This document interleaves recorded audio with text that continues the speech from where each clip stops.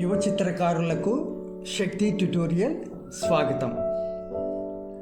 అమ్మ చెప్పే చందమామ కథ పేరు ఇంటి దొంగ దూడ దొంగ. ఒక ఊరిలో గంగులు నాగులు అనే ఇద్దరు దొంగలు ఉండేవారు. ఎక్కడ దొంగతనం చేసినా ఇద్దరూ కలిసే చేసేవారు. దొంగతనం చేసే సమయంలో పట్టుబడకుండా సమయస్ఫూర్తితో తప్పించుకునేవారు. ఈ దొంగలిద్దరిని పట్టుకోవడానికి రాజభటులు శతవిధాల ప్రయత్నించి విఫలమయ్యారు. వాళ్ళిద్దరూ దోచుకున్నదంతా ఎప్పుడూ సమానంగా పంచుకునేవారు. ఇలా చాలా కాలం గడిచింది.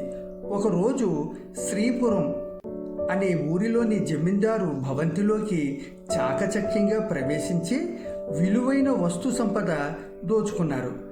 ఆ సంపదను పంచుకోవడంలో వారిద్దరి మధ్య పెద్దగా గొడవ జరిగింది. చివరికి ఒక నిర్ణయానికి వచ్చి ఇక తమ మధ్య ఎలాంటి గొడవ రాకూడదనుకుని గంగులు, ఈ చుట్టుపక్కల 6 గ్రామాలు ఉన్నాయి, 3 నాకు 3 నీకు, ఎవరి ఊళ్ళలో వారే దొంగతనం చేయాలి, ఒకరి ఊరిలోకి మరొకరు ఎట్టి పరిస్థితుల్లోనూ రాకూడదు అన్నాడు నాగులు. ఒప్పందానికి గంగులు సరే అన్నాడు. రోజురోజుకి ప్రజలకు దొంగల బెడద ఎక్కువైంది.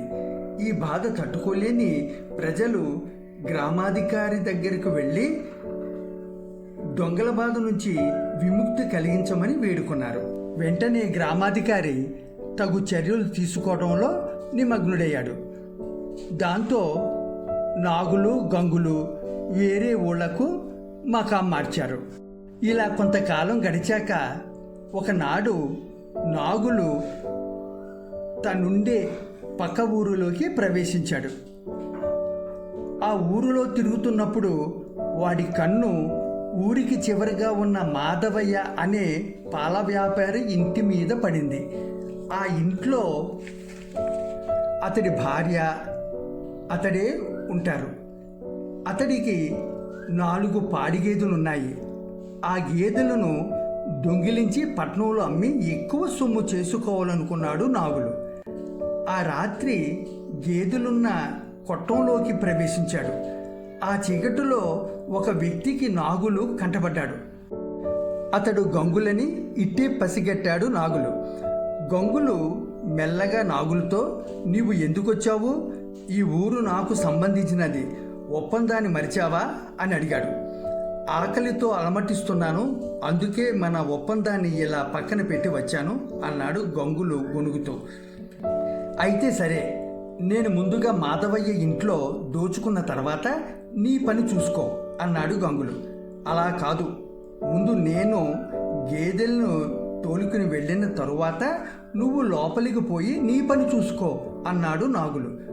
అందుకు గంగులు, అలా కుదరదు, నువ్వు గేదెల్ని తీసుకువెళ్ళేటప్పుడు అవి అరిచి గోల చేస్తే ఆ చప్పుడికి లోపలి వారు లేస్తారు, అప్పుడు నా పని ఎలా అవుతుంది? ముందు నా పని కానివ్వు అన్నాడు చిరాగ్గా. వారిద్దరి మధ్య వాదులాట మొదలైంది. దొంగతనం చేయడానికి వచ్చిన విషయం మర్చిపోయి ఇద్దరూ గట్టిగా అరవడం ప్రారంభించారు. వారి అరుపులకి ఇంట్లో నిద్రపోతున్న మాధవయ్యకు మెలకు వచ్చి బయటకు వచ్చాడు.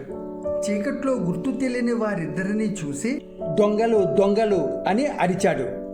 అతడి అరుపులకి పక్క ఇళ్లవారు లేచి బయటకొచ్చి పారిపోవాలని చూసిన దొంగలిద్దరిని పట్టుకొని చితకబాది రాజభటులకు అప్పగించారు. కథ విన్నారు కదా.